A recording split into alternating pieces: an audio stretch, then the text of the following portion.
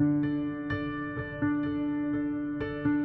up till we met Dana, I mean, I think we were at the end of our rope. Yes, past the end. We were falling to the bottom of the well.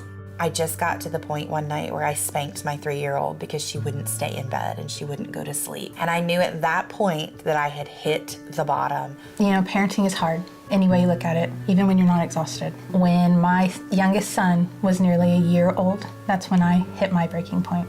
He was keeping me up every night, 4, 5, 6 times a night.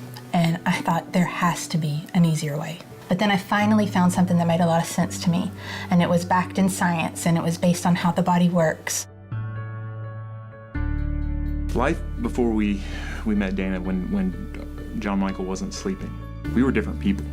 It would take about, say, 30 minutes up to an hour for him to just go to sleep for a 1-hour nap. And it was exhausting. Life prior to Dana didn't really exist. I was tired and emotionally drained. Sleep deprivation is not a badge of honor.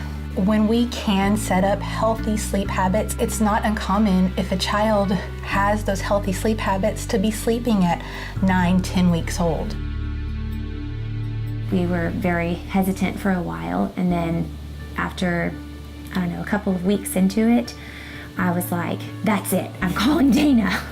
I first met Dana through a networking group. I was in my usual haze after a night with our son, and when Dana spoke, she made a couple of comments that really caught my attention, and it was about getting children to sleep through the night. I picked up my phone, I texted Dana, and I said, I don't care what it costs, I need you here, and I need this to stop.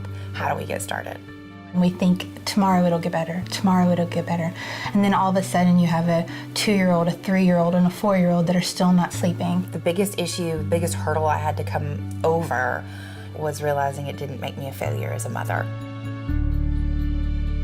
I think that we both had some reservations. Anytime you invite someone sort of into your personal space, you know, there can be a little bit of apprehension about it, but Dana is just so, I mean, you can tell, like, she's another mom that gets it. I actually request that mom and dad both be at the consultation because it's so important for everyone to be on a level playing field, for everyone to be involved, because this isn't just their sleep, it's the whole family's.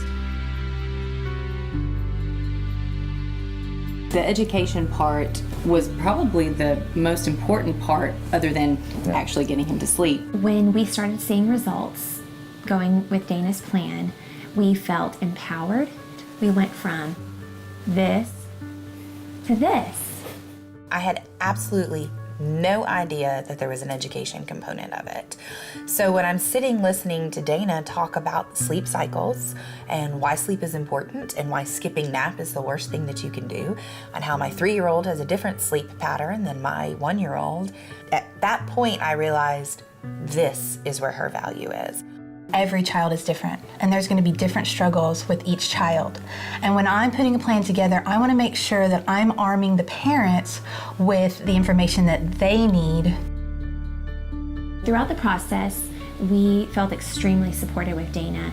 She took our situation as it was, and she made us a treatment plan. It was very easy to follow, so it gave us a lot of confidence. Having Dana's support on the plan that I chose is really what made it work start to finish. So we felt really supported by Dana through the whole process. We communicated via email, via text message. We talked to her on the phone. We communicated through, a shared document that she responded to every night. I love being able to do in-home consultations. I can have people in my office. I can work online. I can even have them just refer to a webinar. So there's so many different ways that I can work with somebody. Geography doesn't really matter. I've had clients as far as Africa. That was a really fun one. And the time zones just lined up perfectly. They were going to bed when I was getting up. I have recommended Dana time and time again to so many people. Nobody knew to tell me to reach out to Dana. So now I recommend her to every single person that tells me they can't do bedtime. I'm like, nah, I got somebody for you. One of the things I love is when parents come back to me and they talk about how happy bedtime is now, that everyone is looking forward to it. We want to make bedtime happy again.